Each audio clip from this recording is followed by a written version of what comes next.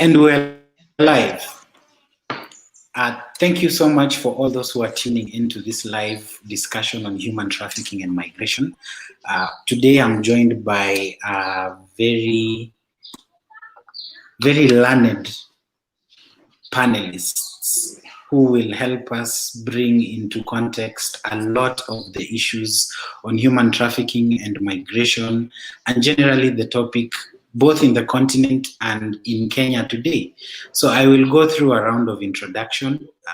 I will start with you, Elizabeth. Elizabeth, please introduce us to yourself and tell us a bit about what you do and the organization that you work for. Elizabeth.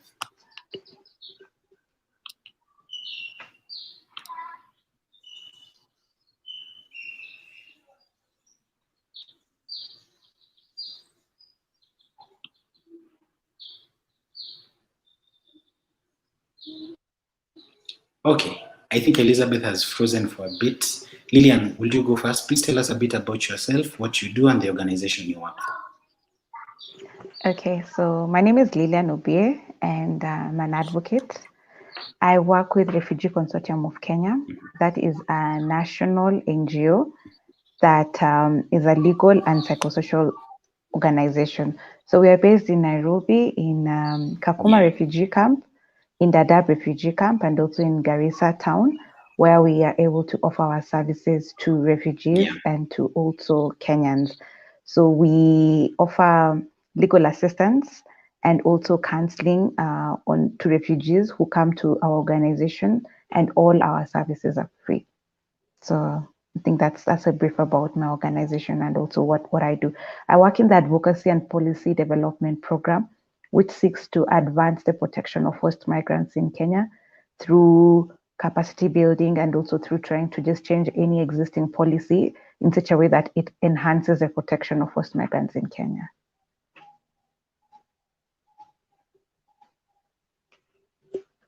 Okay. Thank you so much, Lillian. Even as we wait for Elizabeth, I'm seeing Elizabeth is joining us into the stream. Yes, so Elizabeth. My internet just completely disappeared. I don't know why. It happens to the best of us. Please tell us a bit about yourself, what you do, and the organization that you work for, Elizabeth. My name is Elizabeth Kabari. I am the legal consultant at Awareness Against Human Trafficking Kenya. And we are a local NGO that has been in existence for about 10 years now, actually exactly 10 years now. And we work in the counter-trafficking space. So we adopt the UN method of countering trafficking, which requires organizations, states, and anyone else who's interested to look at prosecution, protection, prevention, and policy. So we have people who work on each of the 4 Ps, as they're called, and I help with the prosecution and a bit of the prevention bit. So we give assistance to victims of trafficking, whether it's coming back home, for those who have been trafficked to the Middle East or other countries, and then providing psychosocial support, providing medical support, providing legal support, and shelter and basic needs, depending on what the circumstances of each and every victim, because we are victim-centered and trauma-informed. So all of our interventions are determined by what each individual victim needs. So there's no like one size fits all, it's more customized than that. So yes, that is HAART in a nutshell.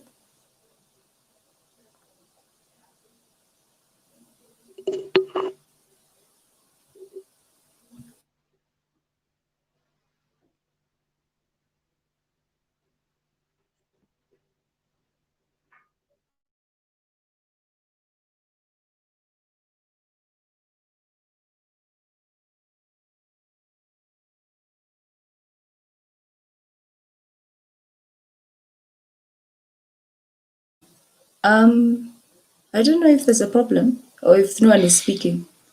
Thank you so much, Elizabeth. Of course, it's important to mention that this is a live stream that has been curated by HAART Kenya. HAART Kenya is the organization that Elizabeth consults for legally. We will also be having a very live engagement on the 20th of this month, so it's going to be important for you to watch. And this is a lead-up event to that discussion. I want to ask,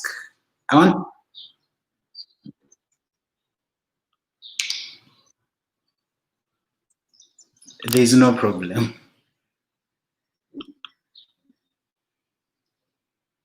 I'm audible. Elizabeth, can you hear me? Yes, I can. Okay. So I want to ask both of you, because the work that you're doing is very personal. It's attached to the personal lives of so many people who are experiencing so many stochastic events.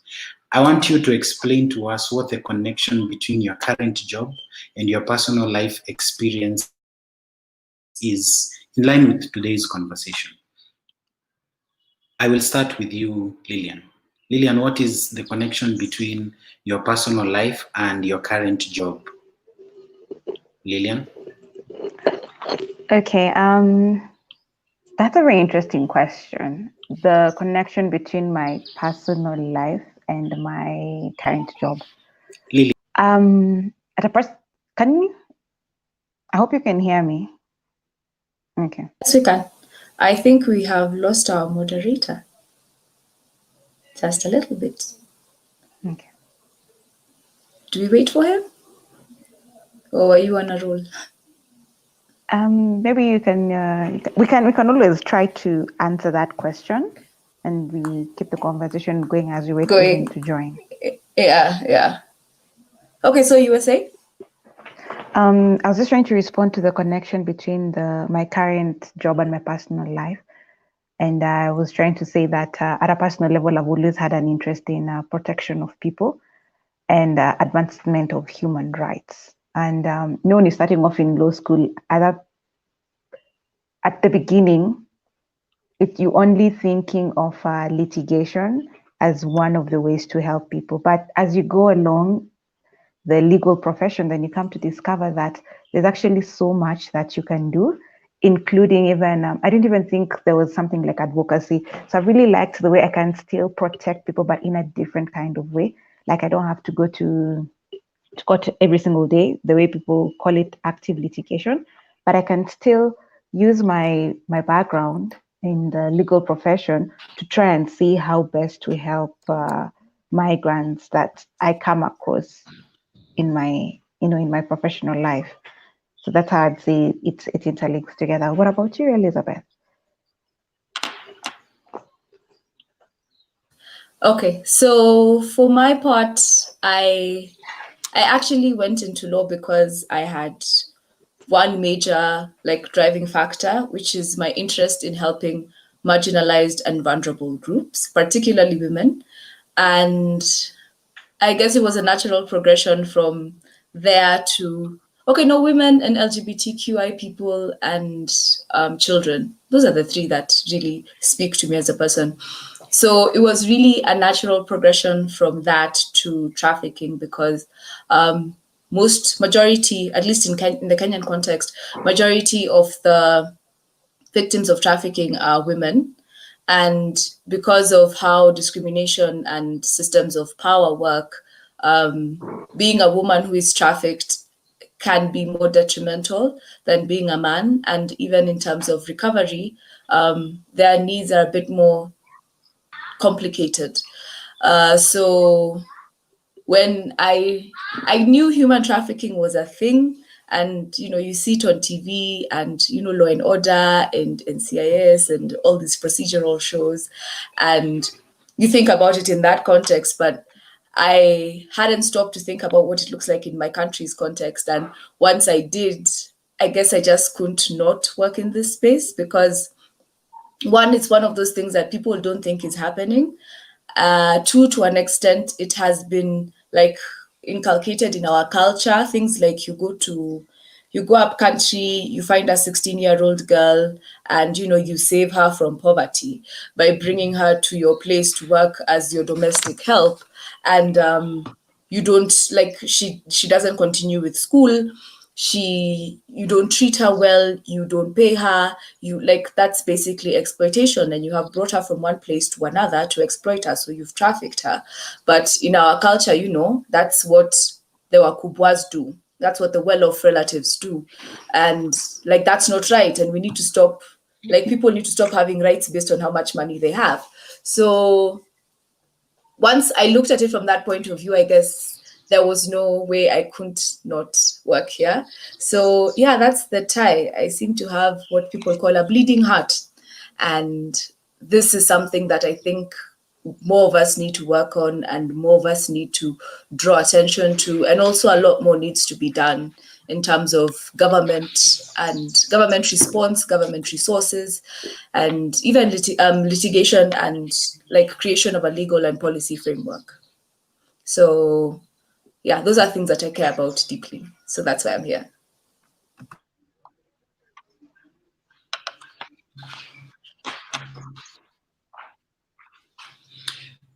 Thank you so much, Elizabeth. I'd like to, you've talked about the issue of having house helps and having the mistreatment.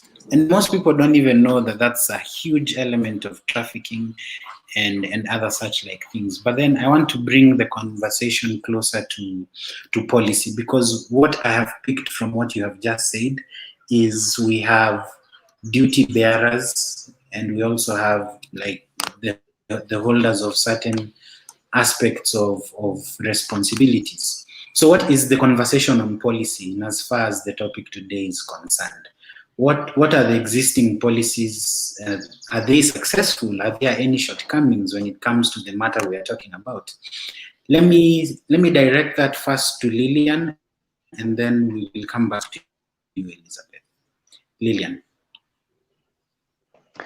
Okay, just to pick it up from where you have left off in terms of duty bearers and the rights holders, and some of the things that Elizabeth was talking about, is that you find people are engaging in trafficking without even realizing what they're doing is actually wrong. And there's a lot of, I'd say, knowledge gap in terms of what the whole thing is about. Because when you talk about trafficking, the first thought that strikes people's mind is, I'd say, the exploitation that happens in the Middle Eastern countries. And the simple example she was giving do not really strike someone as trafficking. They see it as, I don't even know how to explain it. And that kind of conduct is excused in the day that we are in and in our society in Kenya. And in terms of the policies that we have, I would say they are a bit of a legislation. Even in the Kenyan context, we have the Counter Trafficking in Persons Act, which basically highlights all those things, and it explains them and even provides penalties for the most basic things, things like taking someone's identification documents and keeping them without their consent. Then that has an offense. But how many people take their relatives from up country and then keep their ID because they don't want them to leave maybe when they're in the office? So there's the policies are there, but in terms of the gaps that we have is that there's the knowledge gap, the implementation of those things, the realization, because I'd say the policymakers had light, but in terms of sharing that light with the greatest community, it's not yet there. So that is the gap that I would say we have regarding the protection of persons from trafficking. Maybe Elizabeth can share more information. You seem to have covered most of the salient points, so I'll just elaborate a little bit. So when it comes to trafficking, we have, if you're looking at it in a legal framework, we always start with the Constitution because it's the supreme law of the land. And I have a small crush on the Constitution, so it's usually my favorite law. And then you have the Counter Trafficking Act, and then from a local perspective, you have the Counter Trafficking Act. From an international perspective, you have the Palermo Protocol and the original document that it is a protocol to, which is the United Nations. It's a charter about organized transnational crime. It has a very long name. So yes, so now from there we have the Palermo Protocol, and then also if you look at trafficking and the nature of trafficking, it's one of these offenses that touch on at the very core of it human dignity. So really, any international law that's a human rights document that addresses dignity, then ties into trafficking automatically. So then you have, your UN instruments, your Convention on Economic and Social Rights, your political rights convention, and all those other things. You have in the African context, you have the African Charter. So that's a whole other thing. But locally, if you're going to go directly based on local law, we have the Constitution, the Counter-Trafficking Persons Act. Then there are two guidelines that have been passed, namely the National Referral Mechanism and the National Plan of Action. So the Plan of Action is, as it is called, a plan of action, and it outlines what government intends to do. It was supposed to be between 2013 and 2017. We are now in 2020. So it outlines what government was supposed to have done in those 5 years. And unfortunately, the way Lillian said, the big problem that we have is implementation. So it's like 5 years later, and a lot of the stuff hasn't been done. Things like setting up shelters, that's in the plan. It's not even 5 years, it's 8 years later because it's 2020. So 3 years after the plan has expired, we still don't have national shelters. All our shelters are from NGOs, from international organizations. We still don't have some of the regulations that needed to be passed under the Act, still haven't been passed. We still don't have like a proper, in terms of law enforcement, like police have what Lillian was calling a knowledge gap. So police are told, kuna watu wamekaa hapa wamefungwa, I don't know what story. So, they come in guns blazing, and I'm just like, you don't know what these people have been through. You don't know, like, you're not victim-centered in the way that you're conducting rescues. You're probably re-traumatizing these people because, you come in guns blazing and, there's drama, and then everyone is thrown in a Mariamu and you're all taken to the police station. Then by the time people figure out, oh, you're a victim or you're not a victim, you've basically been arrested. If you're a foreigner, God forbid, you're asked where your documents, of course you have no documents, and then it begins the story of you're here illegally, we are going to deport you, and you're like, it's not my fault, I was brought here. And the funny and the saddest part is, like, the Counter-Trafficking Act actually foresaw that and provides that if you're a victim of trafficking, and you're found in the country, whatever crimes you commit as a result of your trafficking, you have immunity for. So when you find someone who's been trafficked for labor and then the police arrest them for prostitution-related offenses, that's not supposed to happen. You find for sex exploitation. You find someone who's been trafficked for labor and the police arrest them because you don't have documents, that kind of thing. So that whole, like, the implementation, you have areas where there's just no implementation, then areas where the implementation is there, but it's horrific and it's just causing more harm than good. And so that the implementation problem looks like that in a nutshell.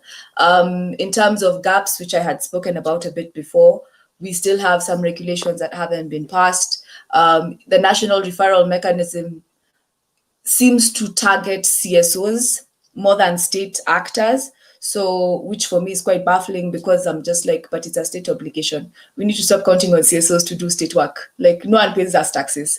So if you receive taxes from the citizens, you should provide these things for the citizens. Then also gaps that exist in implementation of other laws. For example, our health sector. We have a lot of just messiness going on in the health sector, and that affects trafficking, because you find a victim of trafficking, they need healthcare. How do they get healthcare? We are supposed to constitutionally all have a right to emergency healthcare. That does not exist. So you find a victim who needs emergency healthcare and they go to hospital and they ask for a card in NHIF, and they're like, first, I'm not a Kenyan. Second, what? And, even though you're Kenyan, if you've lost your ID, what makes people think you'll have an NHIF card, really? So, or that's even assuming that you're signed up for NHIF. Like, you look at some of these things and they all tie in together and make what is supposed to be a working system just disaster upon disaster upon disaster.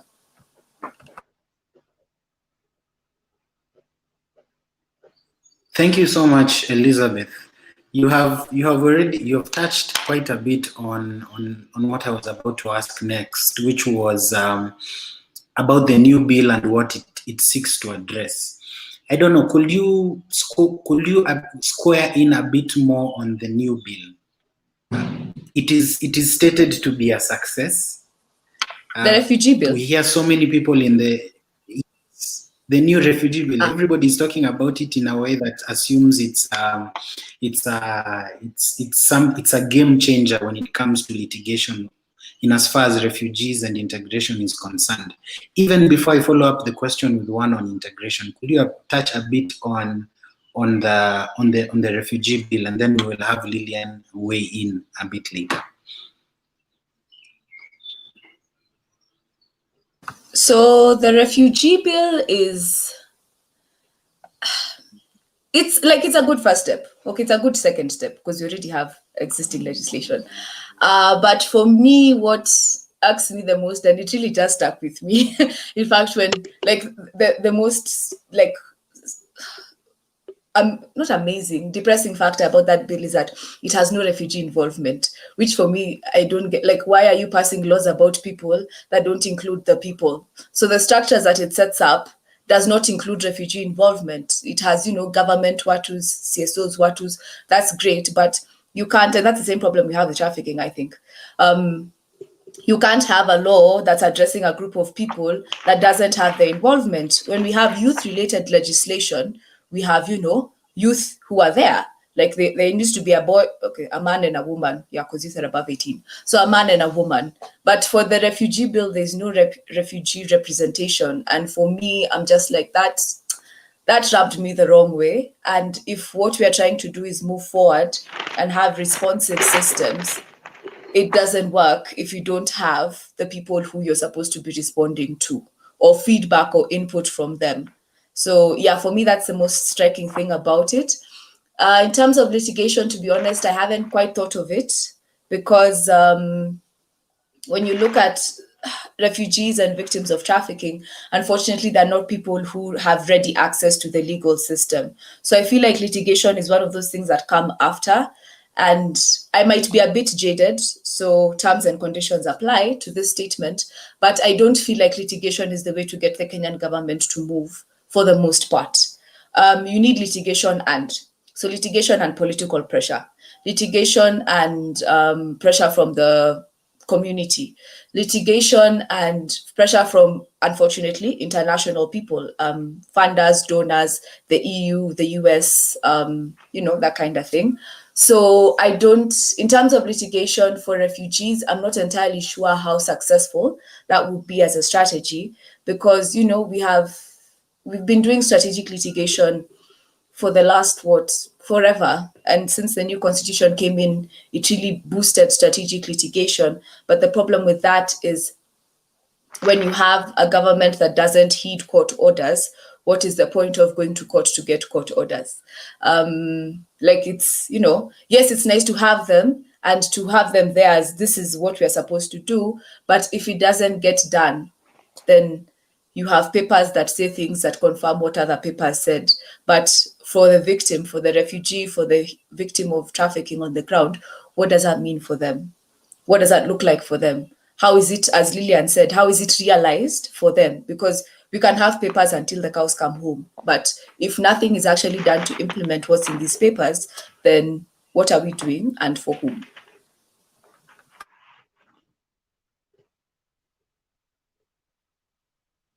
Thank you so much, Elizabeth. You have mentioned, we are talking about litigation, and you've mentioned the word extensively, but I'm sure there are people who are wondering, when you say litigation, exactly what do you mean, and then how does it attach itself to the conversation we're having today?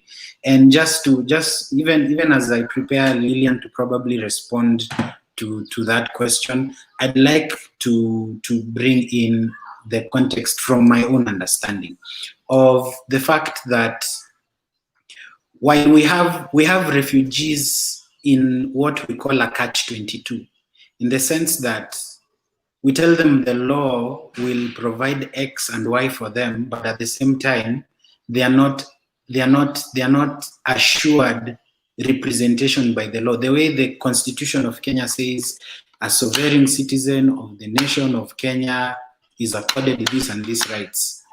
like, I'm not sure litigation affirms the situation of the refugee in that sense. And I don't know, maybe you can speak a bit about what litigation would mean for a refugee over and above the fact that it's not going to help, or it will help, or it's murky waters.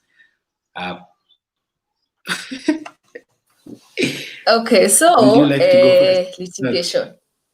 Oh, me or Lillian? Guys, sorry. Lillian, would you like to go first? Yeah, it's okay. I'll start from the first question, basically, as I try to build in up to answer that question on where we are with the refugee bill and what new things it proposes. Okay, I think it's an interesting kind of legislation that is late in terms of its timing, because when you think about the history of Kenya hosting refugees, we started hosting refugees from the mid 1950s, and that's how far back we go. But regarding the legislation, this is the first legislation that we have. Currently, we have the Refugees Act of 2006 that is now being reviewed, and now we have the bill of 2019. And when you look at the refugee landscape, it has actually changed a lot from 2006 to now.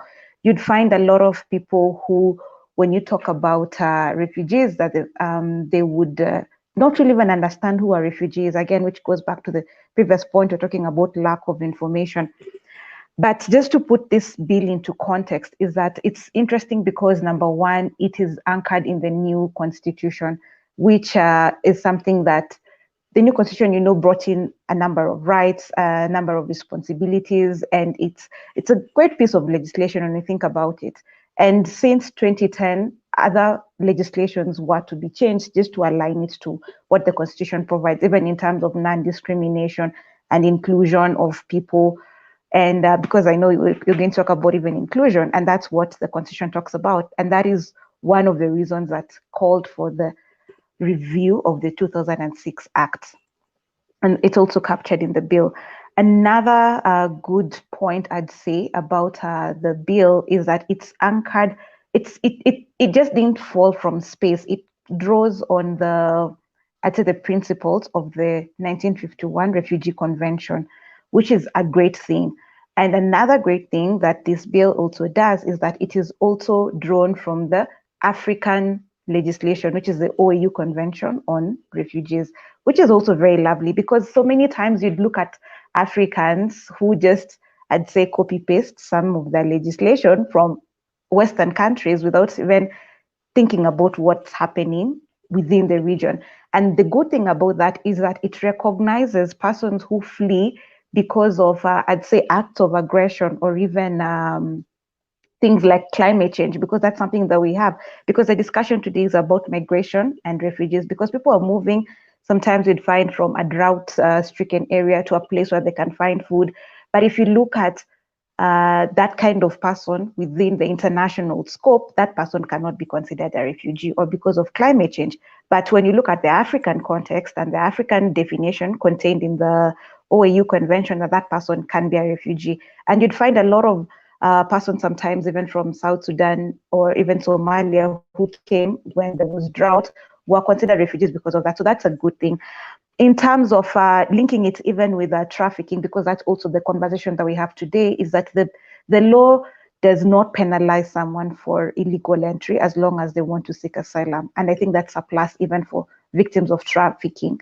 And because if you come to the country and later someone has confiscated your travel documents, or they smuggled you inside the country illegally, but when you arrive and you report to the authorities and you say that, fine, I am here, but I would like to seek asylum from ABCDE, then you will not be penalized for your illegal entry into Kenya. And that's a positive step that the bill is trying to make. It's not like it's one of those legislations that it's still in Parliament, and would like to see it moving forward, because it even seeks to expand the refugee rights and obligations. And now to answer the question on litigation and the catch-22, I didn't really get the question pretty well. Probably you might want to repeat it so I can see how best to address it.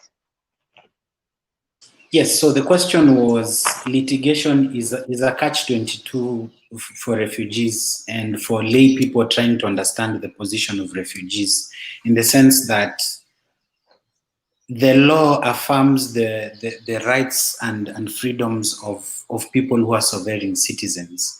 But the same law says it speaks for refugees, but it doesn't affirm the rights of refugees, as sovereign citizens, because they are not citizens.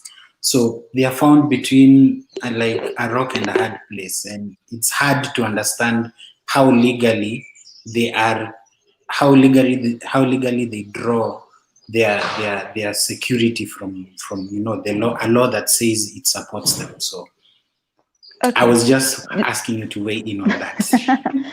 Maybe just there are those rights that are very specific to citizens alone in a country. For instance, like the right to vote, it's very specific to citizens alone.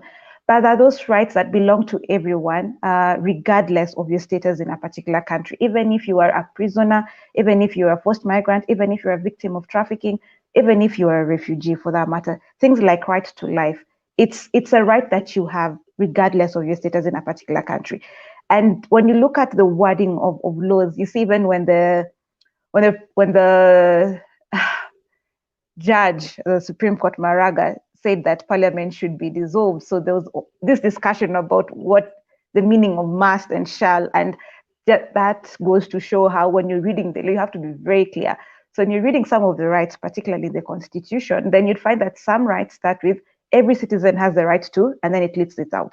Then some say every person has the right to A, B, C, D, E. So some of these things like rights from discrimination, it's a right that everyone has, okay?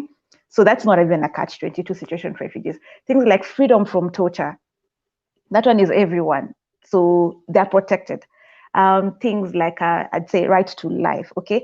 It's for everyone. Right to access information. When you look at that particular article, for instance, it says with every citizen has the right to access information. So that is a right that is specific for citizens. But when you look at the major rights, even the rights that are contained in the International Convention on Civil and Political Rights, those rights that belong to everyone or every person and every individual are also echoed in our Constitution and are also echoed in the Refugee Bill. So those are rights that I'd say that refugees can enjoy. So they should not feel left out in any particular kind of way. They should not feel as if now I left my country, I feel like I am not protected where I'm going. I might be harassed. I might be.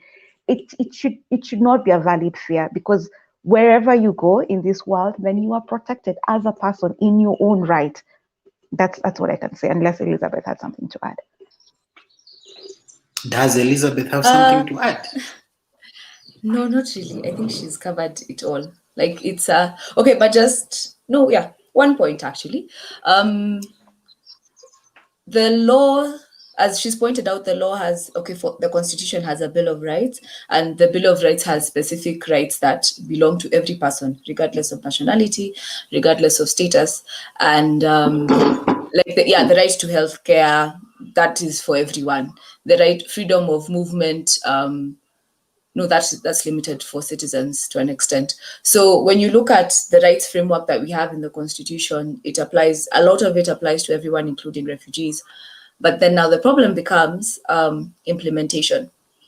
So, for example, a refugee has a right to life, and everyone really has a right to life. And then now you're found by the police, and or right to freedom from torture, actually, that one goes better with what I'm saying. So freedom from torture is an unlimitable right that no one can limit in any way, shape, or form at any point. So you find a refugee has been found by police, and they're still going to, they're going to lock you up, they're going to harass you, they're going to try and extort money from you. So the problem is implementation. And that's why I'm a bit hesitant when it comes to litigation and legislation, because my view is that we are an over-legislated country. We have laws for everything, even things we don't need laws for, like things that I think should just be general human decency. We still have laws for them, which is good. But when the problem becomes implementation. So if you have this law and no one implements it, then what does it matter? And that's the same, what's it called? That's the same drawback we have when it comes to litigation, because the Constitution says every Kenyan has a right to freedom from torture or freedom from violence from both public and private persons. So great, a refugee is subjected to violence by the police, and the case goes to court. First, we'll sit there for 3 to 4 years before a judgment is made, in which time, what is going on with this refugee? Who is looking out for this refugee? What resources does this refugee have? And how does this litigation tie to that? Nothing. After 4 years, you get a ruling saying actually it was unfair, that he was, like, it was a violation of his rights, it was a violation of the law. He's owed XYZ in compensation. He's supposed to be paid X money by the government for the violation of his rights. Great. Will he actually receive that money? We don't know. Or she? We don't know. Will the government change the way they operate now based on the legislation? Unlikely. And we've seen this happen across the board. When you look at something like maternal rights, in 2013, we had free maternal health care. It was a roadside declaration. Everyone's carried to go and form laws that would support free maternal health care. The Health Act was passed. Linda Mama was developed by NHIF. Yeah, but then until today, like even as we sit now, there are women who have been detained in Pwani Hospital for failure to pay bills. So what bills are you paying if healthcare is free? So we run the risk of the same thing happening in the refugee and in the trafficking space, where we have all these laws, but nobody implements them. So for the regular mwananchi or foreigner, if you're not a mwananchi, it means nothing and it does nothing for you. So even though you go and tell the refugees or victims of trafficking, these are your rights, what does this right look like on a regular Tuesday? Who knows? How do I access and realize this right on a regular Tuesday? I can't. So what's the point? And that's the issue with it. It cuts across from litigation to legislation to the whole thing. So yeah.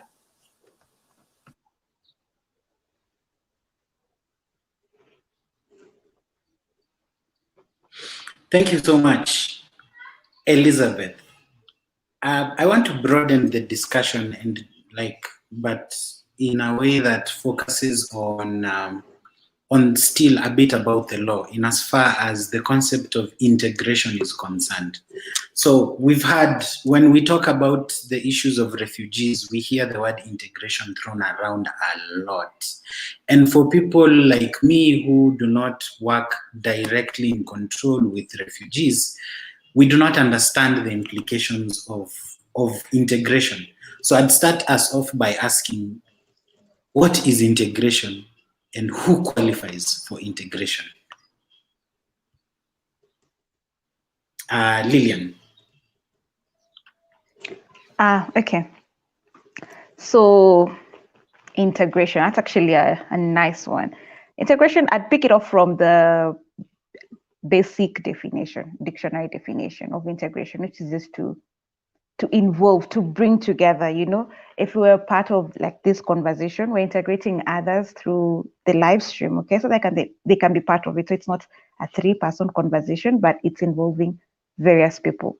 So that's a process of bringing together and moving forward together. I'd give it that very simple, my own kind of definition or understanding.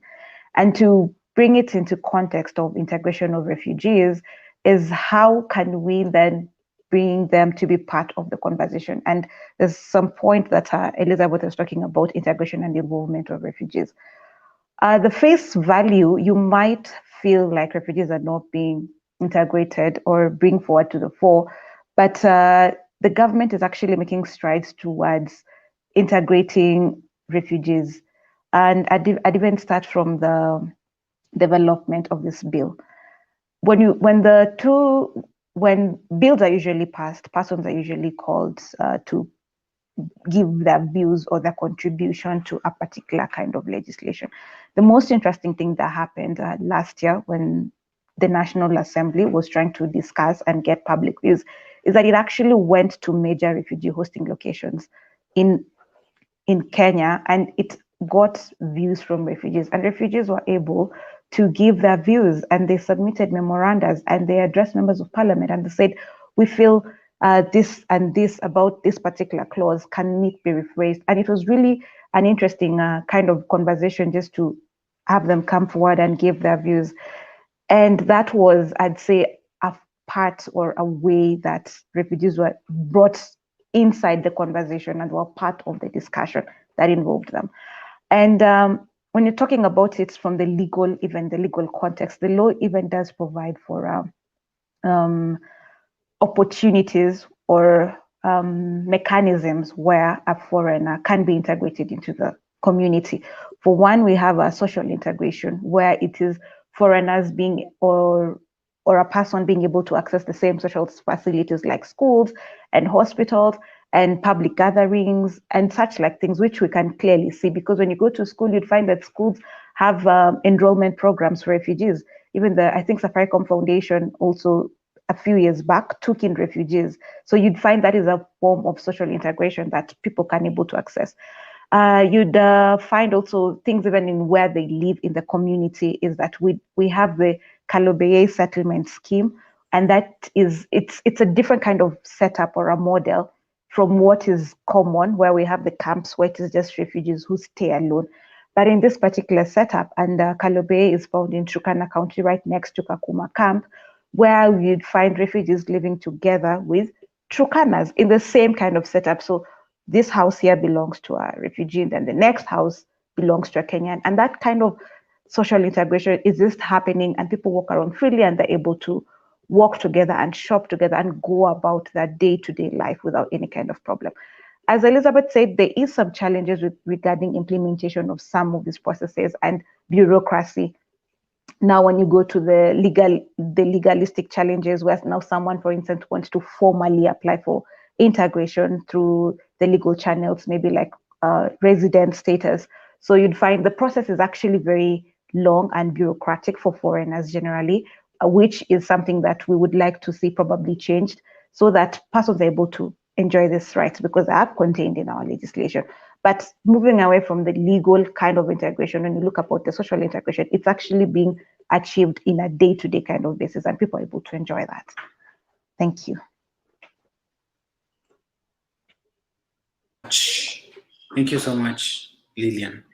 I don't know, Elizabeth, do you have anything to add in as far as integration is concerned? No, I'd like to echo what Lillian said about socially it's happening, but legally there's still a lot to be done. Then now, and that's something. Okay. Okay. No, continue.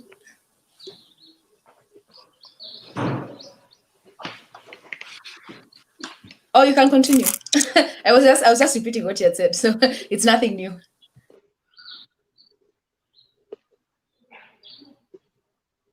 And that's something?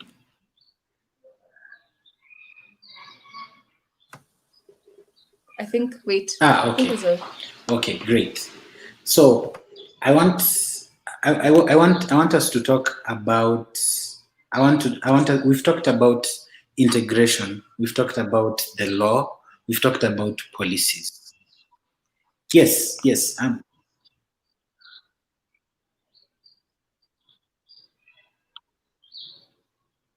Okay, good. So I'm saying we have talked about policy, and I want us to tackle a question on information. There is a lot of misinformation when it comes to the topic of migration and refugees.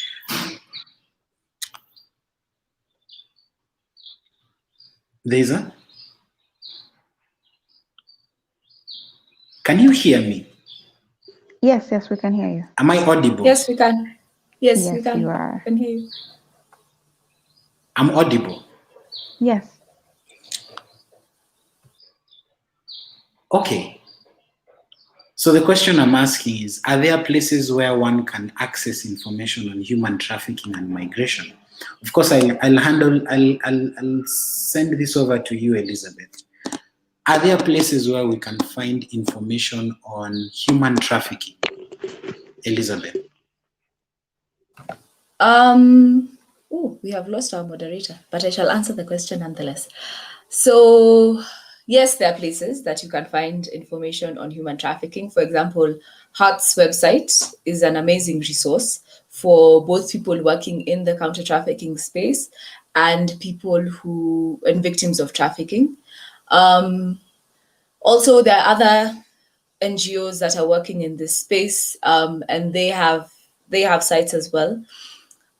And then we have, what's it called, regional bodies like the Committee Against Torture for the African Context, and in the UN we have, the refugee. Is it a commission or a council? I think it's a commission. The High Commission for Refugees. Yes. So those people have, like, when the UN system, their sites have documents, both legal and, things that break down the legalese into normal, understandable, everyday language. But access to information offline, I think, is the major issue that we have, because when you look at it in terms of, are we taught about refugees and trafficking in schools? Are children taught about these things? No, they're not. Even in terms of, for example, I have a bachelor's in law, and at no point was this one of the things that was discussed. Like trafficking, as like discussing contemporary issues, was not there. And the weird thing is, there were specialized courses. There was banking, there was children's rights, but refugees, migrant rights, trafficking, these things were not covered. When you look at even awareness campaigns, like the enthusiasm with which the Kenyan government set up campaigns on HIV and AIDS, on gender-based violence, on even voting. Every 5 years, every other advert is how you can vote, how you can register to vote. So if that energy can just be directed to refugee and migrant rights and rights of victims of trafficking, then it will actually reach because if you think about it, what proliferation of mobile phones, access to internet is not for majority of Kenyans, or they can't, like, for example, many Kenyans think Facebook and Google are the same things. They are not. So, like, knowledge on how to navigate life online is missing for many. In the context of refugees and victims of trafficking, you have the additional problem of access to a smartphone, access to money, to buy airtime so that I can access the internet. So online, we are on point, I think. Offline is where we have issues. I think there's someone's sound. I don't know if I'm the only one who can hear it. Can you hear it? Okay. Yeah, so access to information offline, that's the one I really struggle with. Like, I don't know where refugees, victims of trafficking can find access offline.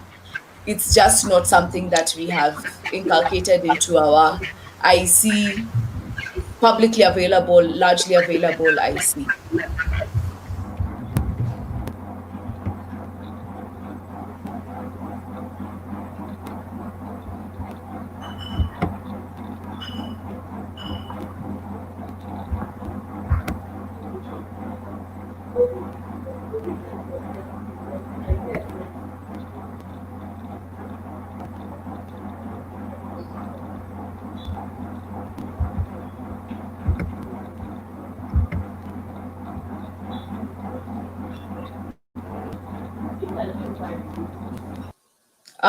I think, oh, okay. Are we all together? Lilian, are you still with us? Oh, okay, great. I based on my lip reading, that sounded like yes, okay. I can hear you. Thank you so much. Okay, great. Thank you so much, Elizabeth. I had disappeared for a bit there. And okay. It's you and I. Yes. I'm looking at the list of questions that we had. We talked about integration. Are refugees required by law to carry around their documents in order to access essential services? Lilian, you want to go first? It's okay. I can go first, but I can also just start from where people can get information from. And I don't want to scare any of our listeners, but I just want to share something very small about what the law says. It says ignorance is no defense. So what that means is that as much as what you are saying, we have so many laws on literally everything, everyone should know those laws, which is literally absurd because even lawyers don't know all the laws and they keep changing all the time. And it's such a shame that if you're not online, sorry, then you cannot find access to this type of laws and the information. But all is not lost. There's a lot of information online. As you've said, we have websites and Twitter handles and Facebooks for organizations in this space. Like if you want to know any kind of information on refugees or forced migrants, you can check the website for Refugee Consortium of Kenya and you can find information there. If you want to check for the information at the international level, you can check the website for the United Nations High Commissioner for Refugees, and they have a lot of information even based on the different regions. And the concern that you had on how people can access the information if they're not available, and they don't know how to Google and things like that. I will not downplay the role of radio, newspapers, and TV shows because they're actually very informative. You'd find that at times persons maybe go as hosts and they participate in such kind of discussions. You'd find maybe newspapers, I'd say, writing articles, just like featured articles on trafficking and refugees. So the public should not, I'd say, let's move away from following. I'm trying to look for a proper word, but let's not get wary of seeking information. That's just a way of trying to encourage people to get out there and read, because I think there's someone who drew in a comment to say knowledge is power. So yes, knowledge is power, and let's take steps wherever you are at. I think there's a way information can get you. The question that you had asked, are refugees required to carry the identification documents before they access any kind of service? Well, yes. And this is not just something for refugees only. I want us to look at it even from a Kenyan context, even for you as a person when you go to hospital and you want to seek healthcare services. If you say you have insurance, then you have to show your insurance card. If you say you're a Kenyan and you have an HIF, you have to show your NHIF card. You have to show your ID card to access the services. Even to your own bank, you have to show your ID. And it's the same concept because these are services that you risk it being offered to the wrong person. And there's actually even a law for that where all persons are required to show their identification documents. So the police actually have a right to stop at any kind of time and ask for your identification documents. So whether you're a Kenyan, or whether you're a foreigner, or whether you're a refugee, then you need to work with your identification documents, even just for your own safety. You know, you don't want to be arrested and you say you are found behaving mischievously and you do not have any kind of form of identification, and all sorts of accusations will be leveled on you. So yes, and I think that answers the question. I don't know if I didn't capture it correctly.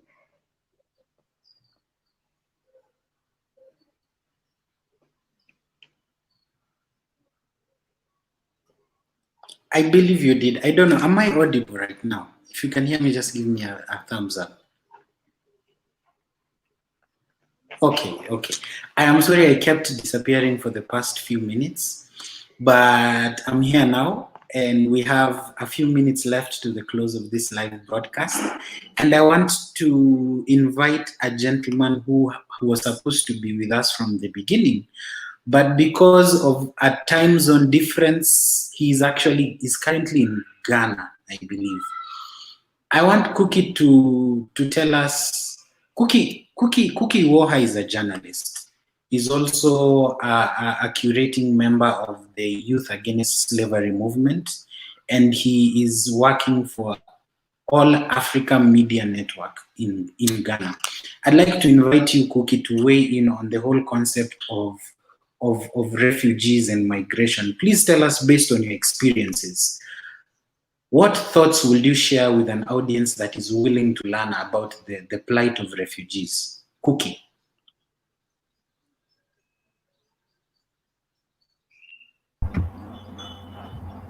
Good morning, everyone. I have to apologize for my lateness. That one, I can't put the blame on the organizers, even though on my own I was thinking the event will come up later in the day.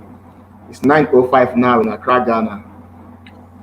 On the issue of refugees, situations in the places that they are domiciled, we have a refugee camp in Ghana here for Liberians, a Liberian refugee camp in Bujumbura. I've been there in 2007 when I was with a magazine, Next Magazine. The refugees were protesting over the condition of situations there. They are domiciled in the camp with United Nations Refugee Commission overseeing the process or the procedure of the activities in the camp. Now, we went there, they were protesting, we went there to hear from them. It's over a decade now, but that gave us an opportunity to see how things are inside the camp.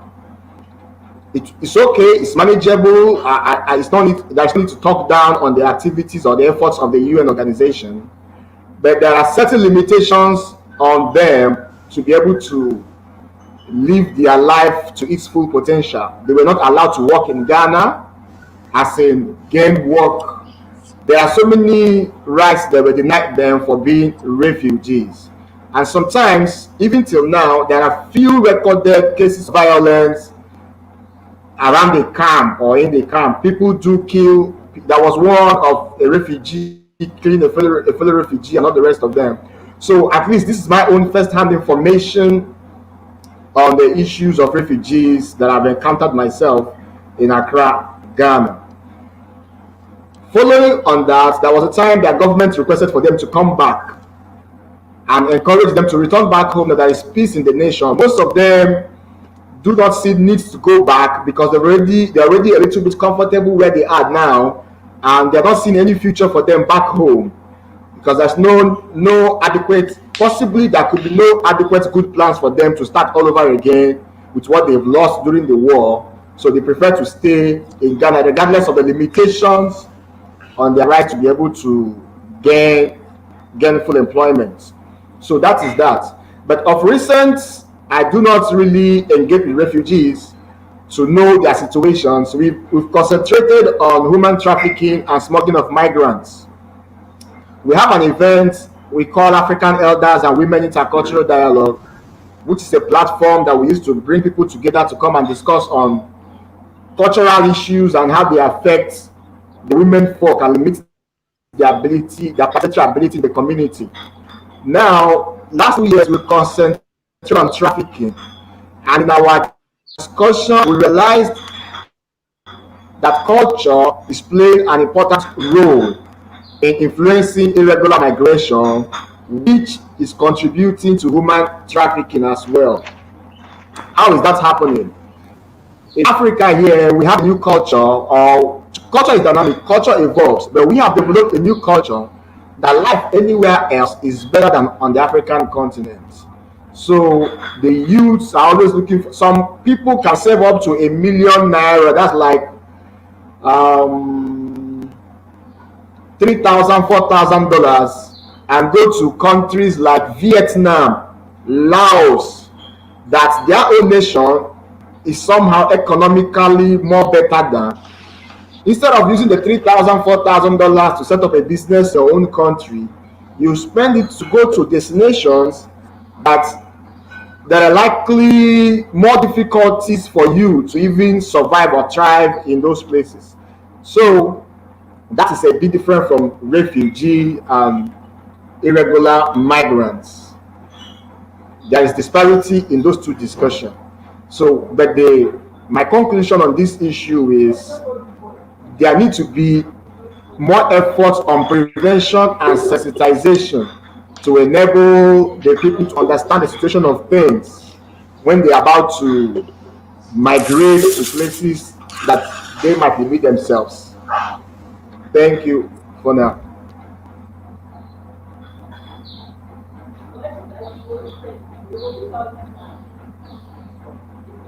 Hello? Yes, we're here. I think there's an echo when the rest of us speak. So I think you'll have to mute on your end. Okay.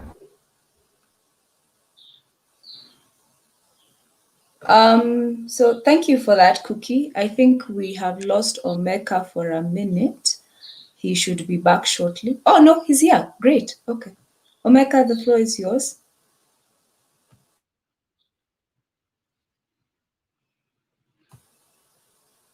I think we've lost him again.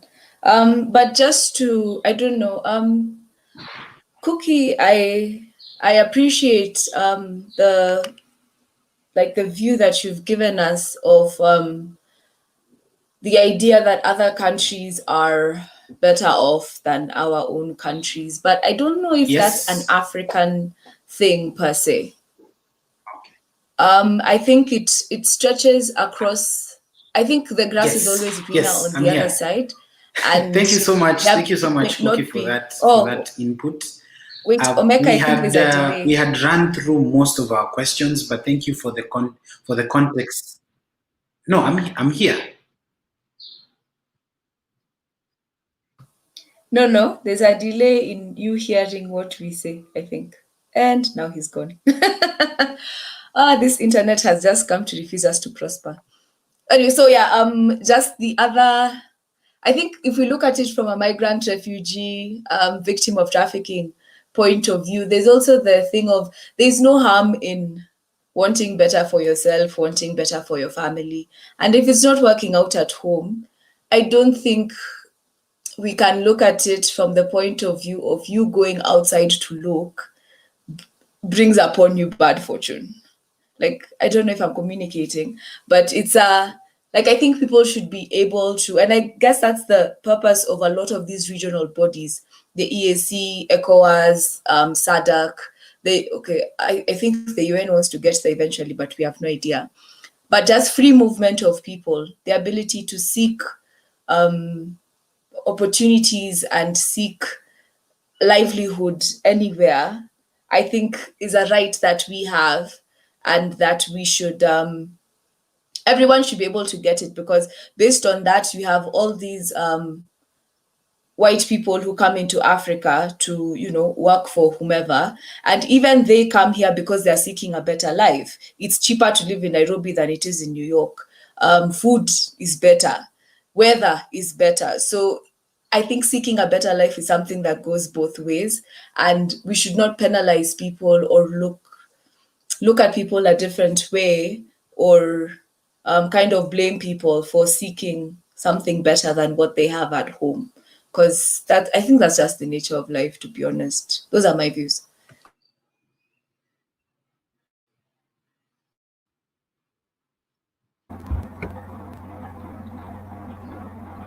Hello, Elizabeth. Your views are valid. I had disappeared. Your views. Okay.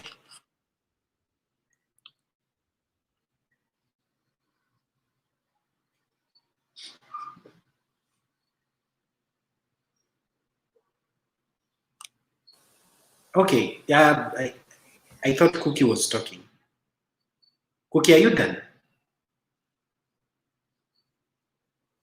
Cookie, you're still on mute.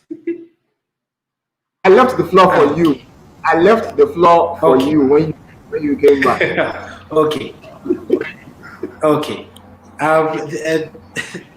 Thank you so much. I have been having interesting challenges with my internet, but we need to tie down this discussion in very few minutes. And so I will go straight into the comments. If you can hear a thumbs up, I need to know I'm being heard.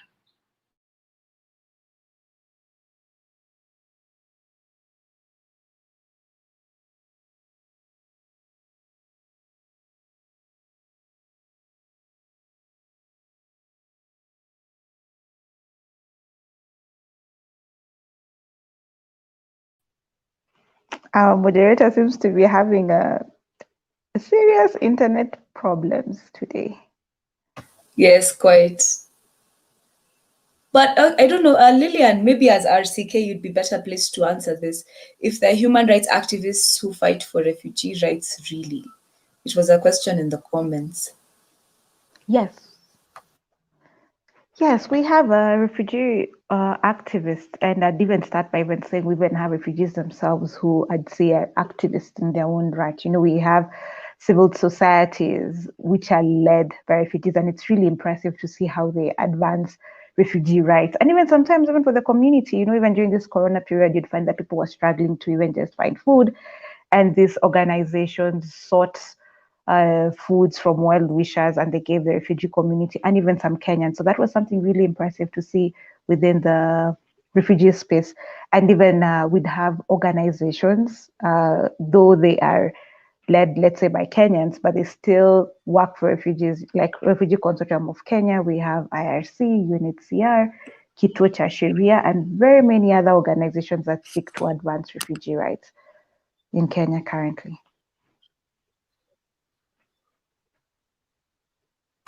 I don't know if Omeka is back. Can you see any other questions? Winnie Mutebu had a comment, a follow-up on Elizabeth's comment on the National Plan of Action not having been actioned. What is the role of the citizen in ensuring this is done? A 5-year plan was not implemented.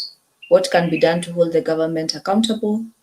Are we left powerless when the government fails to keep their word and make this their cycle of the same plan being discussed years and years later? Oy vey.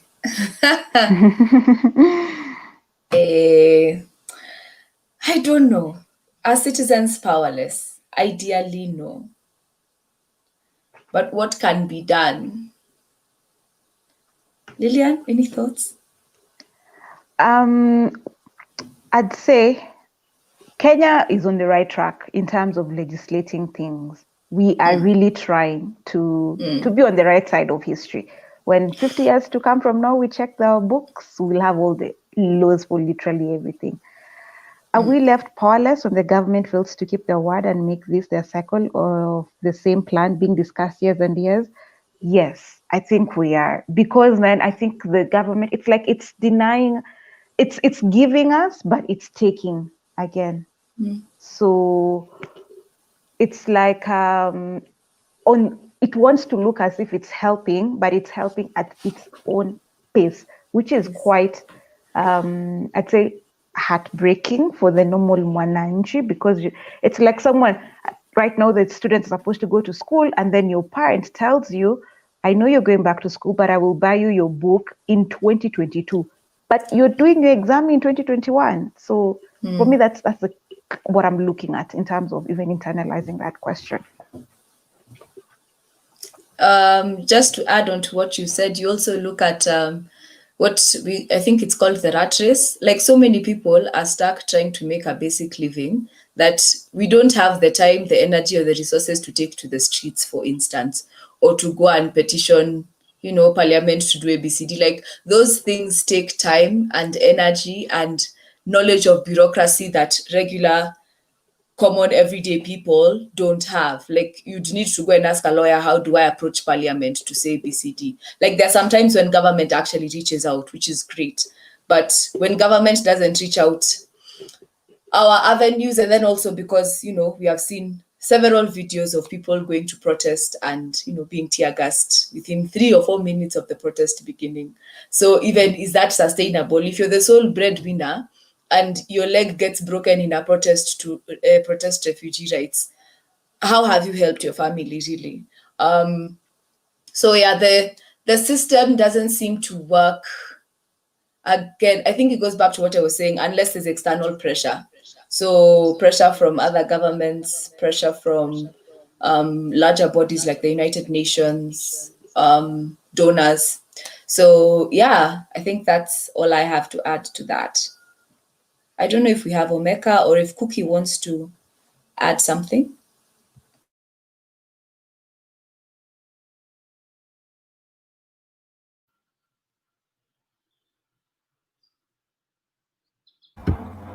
Cookie, do you want to add something? Well, I was on about making a little contribution to the earlier discussion with what Elizabeth responded before you emerged, and I had to track back to see how the direction will go. Like I was saying earlier, Elizabeth, your opinion, your response is valid. What you say is right. The world is a global community and people are free to move around. But the issue is that people need to be more informed over the decisions they make when they embark on their journeys to avoid finding themselves in a situation where they become part of the increasing statistics on trafficking. A few years ago, there was a large outcry over what was happening in Libya. Humans were caged and were being sold like livestock at this present time. We do not blame the people that found themselves in that situation over in Libya, because that was a cause of a war outbreak. But people are still embarking on journeys without adequate information, without passing through the right means, and getting themselves involved in situations where they are enslaved and their rights are being denied them. People are in sex camps and all the rest of them, and it's quite tragic that people embark on such journeys knowing that they are likely to find themselves being dehumanized. So yeah, people are free to move around, but they need to be sure of where they are going to and what they are going to do at where they are going to. That is my brief contribution. Thank you so much, Cookie. I want to go quickly through the comments section, and I will start with at the very top. Please, my panelists, if you can hear me, just give me a thumbs up. I need to know that I'm still in the live stream. Awesome. Thank you so much. Yes, so we have Winnie Mutevu saying, happy to see an expert panel made up of ladies in Kenya. Awesome. There's an awakening. Thank you so much. We have Willie Oeba who says he's tuned. He says also he's loving the conversation. We have a gentleman by the name of Vankes says, time to get informed. Indeed, it has been an informing session. We have HAART Kenya saying, we are glad to have you here. Yes, thank you all of you for joining in. We have also HAART saying, yes, it is, it's always the right time to learn. And this, I think, is in response to a comment that said, knowledge is power. This particular one by Deogracius Neville. Then we have a number of questions from Winnie Mutevu, which I believe some have been answered during the course of the discussion, but I will read them nonetheless. A follow-up to this. We had already gone through this comment. Okay, good, awesome. While you were away. While I was away. We took it upon ourselves. Yes. Great. So also this wonderful topic, touch on governance. This political space is in. I think that was also touched on. And yeah, this I think was a direction on somebody whose question was being answered. So at this point, I would like to take a few seconds and ask all my panelists to give closing remarks in short 2, 3, or 4 sentences, telling the people who are watching what you'd like them to take home based on the topic. I don't know, was that already done? I'm seeing people on the panel smiling. Okay. I will start with you, Cookie.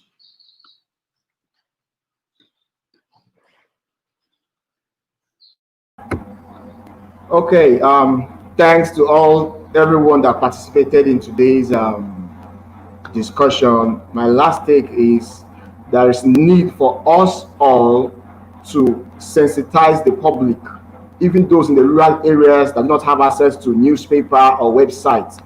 There is need for us to take this engagement into the remote communities. Everybody needs to be on the same page with what is going around in the world. That's the only way we can be able to curb the menace of smuggling of migrants and trafficking.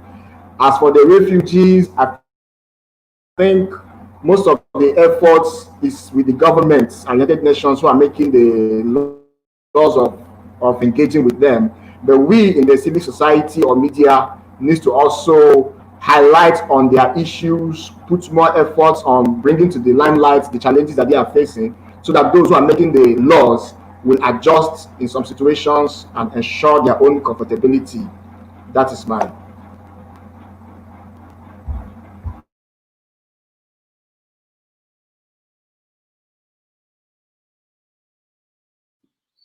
Thank you so much, Cookie. We will have Lillian now.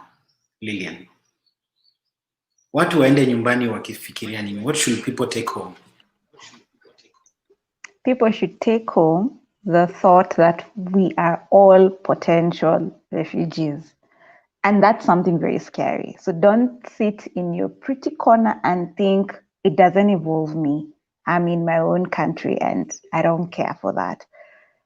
Kindly, please take your time and read up on refugees, their rights, their protection, engage in such discussions and pick one or two things, because in the next, we don't know, tomorrow we might wake up and Kenya is up in flames and we are seeking asylum in Tanzania or Uganda or any other country. And you wouldn't know where to start because you didn't take the time to read up on even UNHCR and who is a refugee and things like that. And even just to tie it in with today's conversation on trafficking, we are also, I'd say, even potential victims of trafficking. So knowledge far. And also, as I said, so I'd say my first parting shot was we are all potential refugees and victims of trafficking. And also now this one cuts across the board is that ignorance is no defense. So take it also upon yourself. Let civil society organizations and persons will strive the best to their ability to pass information, but also I think also the obligation is on individual persons to go out and seek information. Thank you. Thank you so much, Lillian. I'd like now to take us to Elizabeth. Elizabeth Kabari, please, what should people take home? I think the take home, in addition to what has been mentioned by Cookie and Lillian, is, for me, it's empathy, because the state has let us down in numerous ways. It has obligations that it has never fulfilled. It has obligations it has promised to fulfill and then quickly gone back on those promises. I think what we need to do is build a sense of community, and particularly, I guess, in the Kenyan context, especially if we go back to what we're talking about in integration, like we need to be more open to people and foreigners and strangers, not in the sense that when people come seeking a refugeeship in your town or whatever, don't be that person who starts huyu ametoka wapi, ni wanani, hata unajua kwa nchi yao wanafanya ABCDFG, which just we need to be more open and have a bit of empathy towards each other. And this one I'm going to steal from Lillian because I think it's a strong point that warrants repeating. Inform ourselves. As you're on Facebook liking pictures, inform yourself. In fact, maybe go and like UNHCR's pictures, see what they're talking about. But information, seeking information, finding information and teaching ourselves. I know it's something our education systems didn't teach us to do, but it's a skill we can all develop. So inform yourself, learn. Because knowing or not knowing can make the difference between, it can be a life and death thing. So yeah, that's all I have. Thank you so much, Elizabeth. I'm seeing Winnie is saying spot on. All this can happen to anyone. No one is immune. Let us not forget victims are not to blame for crimes committed against them, particularly in regard to victims of human trafficking. And ladies and gentlemen, that brings us to the close of this discussion. Have you liked the HAART Kenya page? Have you subscribed to the YouTube channel you're watching on? If you haven't, kindly please do so, because such kinds of conversations are the kinds of things that inform you, enlighten you, and there's a little less ignorance, as Lillian had put it, when you get into channels of information such as this. My friend Cookie from Ghana, thank you so much for joining us. my friend Lillian, my friend Elizabeth. We have worked in the same space for a while, though we keep on brushing shoulders here and there. And I believe this has made for a very impactful conversation for the people who are watching. From us here at HAART Kenya, we have to say we love you all, but we sincerely have to leave you because we need to go back to saving, making the life better for refugees and ensuring that people are not trafficked. So from us here, it's goodbye. If you can wave, please just wave. It's for no reason at all. Just wave because you can. Thank you.